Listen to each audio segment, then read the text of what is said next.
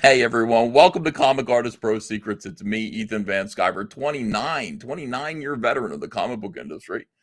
World's most charming, disarming, elegant, eloquent, and yet humble man. A great big Sopranos fan and trusted member of the media. LOC, L-O-C, Lesbians of Color, Black Lesbians. That's the subject of today's video. In doing preparation for this video, I did go ahead. I went to the DC Comics blog, and I did a little name search while I was there. I like to search my own name out. Found this article from 2010. Ethan Van Sciver does the cover to Justice League number 50, and I just kind of looked at this for a while. I haven't looked at this cover in forever. I forgot all about it, but it brought back some very painful memories. By the way, just as an aside, even then, DC Comics didn't quite understand how to do a Justice League anything. Look at these. Look at the Justice League here. Supergirl. You've got Jade as the Green Lantern. This looks like Batman, but it isn't Batman. It's like either Tim Drake or it's Dick Grayson pretending to be Batman. Who knows? They did that for a little while. You got Donna Troy instead of Wonder Woman. And over here down in the very bottom corner here, you've got Jesse Quick instead of the Flash. They're fighting the crime syndicate. And it's just like, is it possible, DC? Can you just get it right? How about if you stop blueballing people and just give them the Justice League? Superman, Batman, Wonder Woman, Green Lantern, Flash, Aquaman. That's all people want. That's all people want. It should be so easy, and yet you seem to make it so difficult. You keep screwing up over and over again. And, according to Grace Randolph, you're about to make the same series of mistakes again. And with the DCEU, and all I can do is just sit back and laugh. But as I look at this cover, I'm reminded of a very painful memory. I got in big trouble for this cover because of the hidden message that I put in it. So anyway, Black Lesbians. I'm going to give you a few of them. Black Lesbians today. We've got this right here.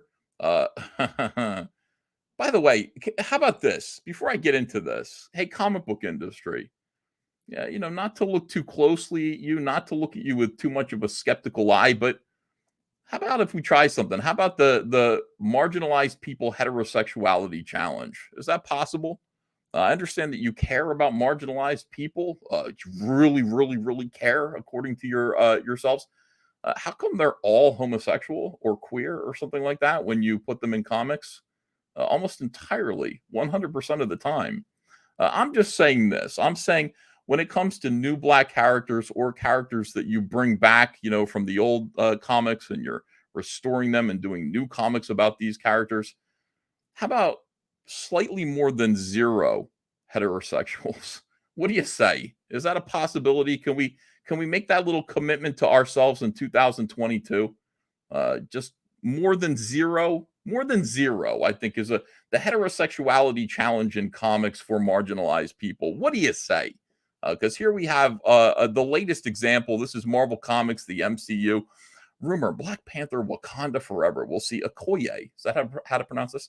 In a lesbian relationship with fellow Dora Milaje there. Okay, so this is of 0 surprise. Almost everything that's going on in comics right now in terms of the buzz, what they're announcing, what they're doing, what they seem to think people care about is, hey, gay, more lesbian, more gay, more LGBTQ representation. This is all that we're seeing in comics right now. It's almost entirely, where we are, where people's mindsets are.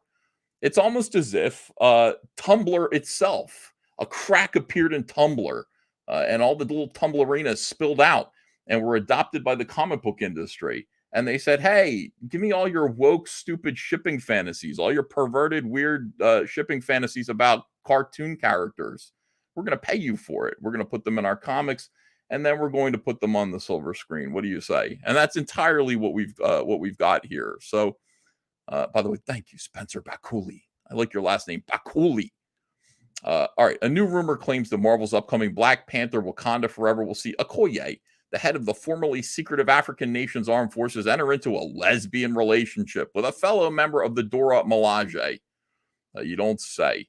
Suggestion of this possibility comes from noted scooper, film scooper, Hmm. Yeah, a lot of this stuff should be scooped with a catbox scooper. Daniel RPK via Twitter fan, the appropriately named Black Panther News fan account, who reportedly shared to his Patreon subscribers, Okoye will have a same-sex relationship with another Dora Milaje and Black Panther Wakanda forever. So excited. There's a lot of excitement going on here about this. She's like, I'm the one having the sex, incel, not you. I don't know what you're so excited about. I'm the one getting licked, not you. What are you cheering for? If true, I'm so sorry. Okoye's new relationship would stand as yet another sexuality swap, or at the least, and after the fact reveal of bisexuality. It's always bisexuality in the MCU, though this time surprisingly happening within the same universe rather than in the jump from comic book page to silver screen. As seen in the Black Panther movie, at the time of Killmonger's attack on Wakanda, Okoye was married to T'Challa's best friend, the male W'Kabi here. So, all right, here we go. Down here, let's look at the comics and we can see what's going on. Look at great artwork from the movie. How dare you call me dear? When you try to undermine me in front of Mistress Sola, I grow weary of your games. Undermine you? Games? I was protecting you from yourself, you foolish woman. We're here to serve. We are women T'Challa could marry. We do not question his decisions. I am many things, but I am not foolish. And I will serve, Captain, but I will never marry the king. What antiquated nonsense. And frankly, I am surprised you would consider such a thing. What is this? Oh, I thought that was a tongue. Holy cow. I think that's a thumb and then a kiss there. They're always kissing. They're always sucking face in the comics. Ayo, you're a beautiful kind of trouble. If I don't walk away, I know I'm likely to surrender to you completely. And that terrifies me. You drive me mad. But what makes you think I would let you walk away now that I've had a taste of you? Okay, that is vile. All right, so in any case, yes, of course. And you might think, oh, good, there should be more LGBTQ representation and woman of color representation. But there's more. Don't worry about it, guys. Also, I forgot about this. I need to add this to the to the DC Comics as one trick. You see that video I made where it's like Penn and Teller and they're pulling a rabbit out of the hat and it's always the same thing, like some new character who is gay or bisexual or something like that. They only do this one thing. And I didn't even know about this character. Rookie Green Lantern Joe Moline is caught between two worlds in DC's Far Sector. This is a hideous looking character. DC's most important comic. Really? Stars a queer black female Green Lantern. You don't say. You don't say. Okay. Aside from that, we'll put this one down. Maybe this one's okay. Let's move on to Vixen. Now we actually have an instance. This article came out just I don't know, about a week ago here, December 30th. We've got Black Lesbians and Bestiality combined. This is the most bizarre article, the most bizarre situation I've ever seen. And you're going to think I'm kidding, but no. We are actually talking bestiality now. Is it bestiality or beast? You want to call it bestiality because beast is in there, but it's a bestiality. It's actually spelled bestiality. It makes it sound like that's the best. That's the problem. That's the reason why I don't like to call it bestiality, because it's like, that's disgusting. Okay, in any case, DC Comics gave Vixen. Vixen is another older black character created by Jerry Conway. There he is again. Jerry Conway created like Punisher. He created Firestorm. And I guess he also created Vixen here. This is Vixen, even though it looks nothing like... This is Vixen, even though it looks nothing like Vixen. This has been a complete overhaul, a redesign of Vixen. And the entire purpose of this, I guess... is because T. Franklin here, who was a writer, decided that she wanted to do a self-insert in which she could date Vixen. T. Franklin is black, queer, and disabled. So this is, here she is with a version of Vixen who she would be attracted to, I believe. I think that's what's going on here. T. Franklin tweeted, "Y'all know I wanted to write Vixen so bad it's going to happen. I'm overcome with emotion. I can't describe the amount of happiness flowing through me, how it started versus how it's going. And then we got a rundown of this particular writer's, qualifications on the progressive stack. This black, queer, disabled, autistic sex worker. Holy shit. Boom. Black, queer, disabled, and then autistic too. And then sex worker. That's five entirely incredible points on the progressive stack. This person should be at the top. If only they were Muslim. If they were Muslim, I don't know if she's not Muslim. Are you Muslim?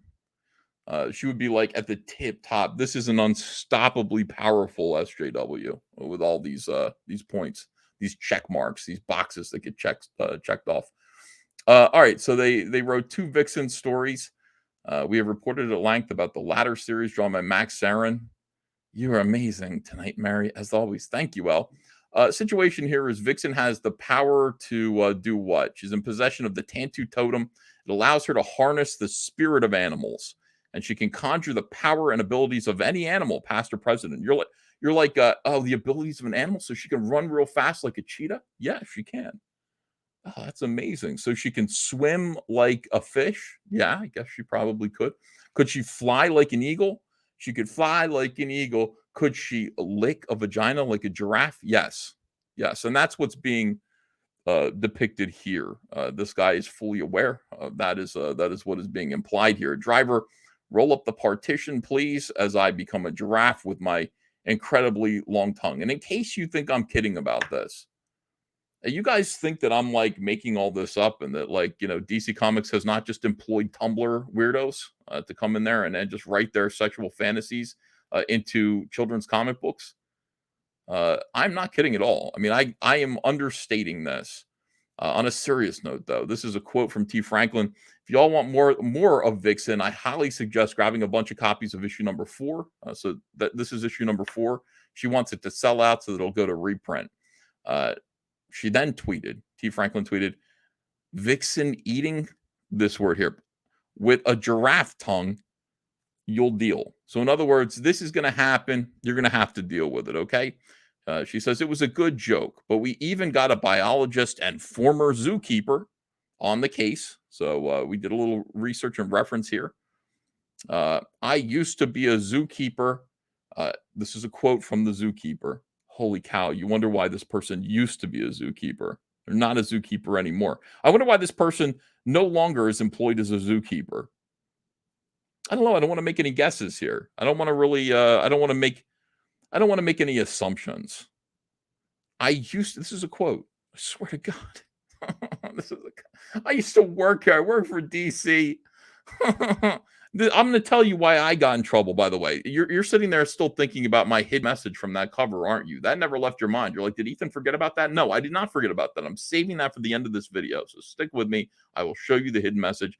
You will see what I got lectured for at the end of this video. And you're going to think, the hell happened? That's right. You're going to think, the hell happened? You're not even going to have time to think what the hell happened. That what is going to disappear because it's going to happen so fast. This thought, the hell happened? Just like that. Vixen eating the P word here, meow, with a giraffe tongue, you're going to deal. It was a good joke, but we even got a biologist and a former zookeeper on the case who told us, quote, I used to be a zookeeper. Giraffe tongues are really nice. Kind of like moist velvet. If you want to get sloppy, though, I'd recommend a rhino's tongue. He's talking about a rhinoceros's tongue on your hoo-ha, ladies, on your private area. Plus, they have semi-prehensile lips. All right. So anyway, that's where we're going here with this book. T. Franklin noting Vixen shining, beating out Star Wars and Hulk. If you want more of Vixen, these tweets ain't cutting it. Open your wallet. Open up your wallet. Instead of complaining how DC doesn't use Vixen, two books dropped this week featuring her. Go scoop it up. Of course, you've got the director, the co-creator of the MODOK TV series, the co-creator of the MODOK TV series, featuring the odious and cowardly character known as Patton Oswalt, who swoops in here. See, they all kind of know each other. They're all connected, these people. Jordan Bloom, he's just like, wow, bought my issue. Would love to see her get a bigger profile. Congrats on bringing her to a whole new audience. And this guy, of course, is a white heterosexual. I don't know if he's heterosexual. Who knows? But he's a white male. T. Franklin, so he's like at the bottom of the progressive stack. T. Franklin's on the top, crushing him. Freaked out a little. Holy S, Jordan, this means so much to me. Get me a job in television. Put me on TV. So here's a little bit more SJW pressure. We need more of this. We need more. What would you call it? What's that called? What is it called when you're into animals besides bestiality? There's a word for it. Furry community. I learned about it from that. Yeah, I read an article one time about the furries and what they're up to. Sorry, if you are furry and you're innocent, that's fine. I'm talking about some furries, not all furries. Hashtag not all furries, I hope. Black disabled queer love exists. That's what we learned from this. And also, in this case, fantasizes about making love to animals. In any case, T. Franklin does say, hey, if you're, what is this? This is a great quote here. Don't worry, homophobes. Homophobes, that's the least of your concerns. She says, Vixen still fucks men. She still F's men. I made sure to write a story so that you won't feel left out. Pick up tis the season to be freezing. No, thank you. Who knows where this tongue has been? Sir, you know where this tongue has been? Holy cow. So anyway, heterosexuality challenge. Let's try it. See what happens. Let's give it a shot. What do you think about that? Let's have some people of color characters who are not, who are something other than this. Maybe let's raise the number from 0 heterosexuals to 1, maybe 2. Let's try it out and see what happens. I was talking to your boy Zach a little while ago, and it was pretty interesting. He had a pretty neat thought. He just kind of said, SJWs love to subvert expectations. So you can kind of reverse engineer what they think about the marginalized people they profess to love by looking at how they depict them. So however they depict them is what they're afraid of. It's what they actually think. It is their own bias and prejudice. I thought that was interesting as I noted that every single black character is a super genius who's into the science. I thought that was interesting as I noticed that every black male character that they create and perpetuate seems to have become a eunuch, is completely and totally emasculated, and also super smart, a super genius as well. Has no PP at all, no sex drive. Is completely unthreatening. I thought all these observations were interesting as I looked at all of this stuff. I'm sure you will too. Think about it a little bit, won't you? Or don't think about it. It'd be better if you didn't. Justice League number 50's cover. An article from Bleeding Cool. Justice League number 50. This is from August 26, 2010. Hides message from Ethan Van Sciver. You want to see how these people are rat bastards? Ethan Van Sciver is a right-wing, independent-minded, forceful person. That's me, who never shies away from controversy. No way. And we wouldn't want it any other way. Oh, this aged like milk, didn't it? He also gained infamy for, at Grant Morrison's request, that's not true, Grant didn't ask for this, hiding the word sex in a number of panels in New X-Men number 118. We've been through that here on this channel. Of course I do that. I love hiding messages and things. Well, now he's at it again. The DC Source blog was proud to show off his cover for Justice League 50 earlier today. Here it is. Except wait, those letters. So as Superwoman punches Donna Troy, she smashes a Justice League sign, and look at this, STFU. Was that an accident? No. STFU, that's the internet told there, I think. And to think it's just 1 week short of the anniversary of the resignation of the Mad Pulper. Yeah, this was a visual joke. I thought it was pretty funny to have Superwoman smashing Donna Troy's head through, and just as if to say, shut the F up. I got a whole earful of grief over this because of Bleeding Cool.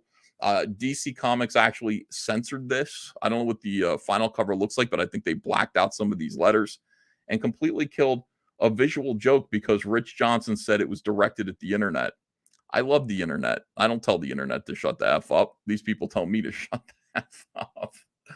So that's what it is. There was a time at DC Comics where it wasn't a matter of making lewd suggestions. Like you couldn't do this. You couldn't do something like this. Now with DC Comics, you can go ahead. They must be enjoying this kind of freedom. You can go ahead and you can talk about giraffe tongues and how they might feel. As delivered from one of their popular superheroines onto the private areas of other human beings. Wonderful. That's where we are right now, ladies and gentlemen. I don't know what to say. What do you think? What do you think of that? Let me know in the comments below. I'd love to hear from you guys. I love when you leave me comments. I read every single one of them and I go, oh, thank you. Thank you so much. Subscribe to this channel. Please do hit like, share this video. Definitely subscribe. If you haven't subscribed yet, we need you to do that. And also consider supporting Cyberfrog and other Comicsgate projects, comicsgate.org. You can use the links below to find Cyberfrog Blood Honey box right here and support this campaign. Get Cyberfrog Blood Honey and all of the new books that are coming along with this campaign. Look at this beautiful, these Dale Keown acetate covers. These look like animation cells that lift off the background. This is like a plastic animation cell, and then you pull it up off of the background here like this. Totally beautiful. You're going to be really, really happy that you purchased these books. They will be shipping very soon. We're finishing up shipping Creed Reimaginary. People are supporting it. Thank you very much. I can't wait. I really can't wait. Thank you guys so much. Love you. I'll see you again soon with another video.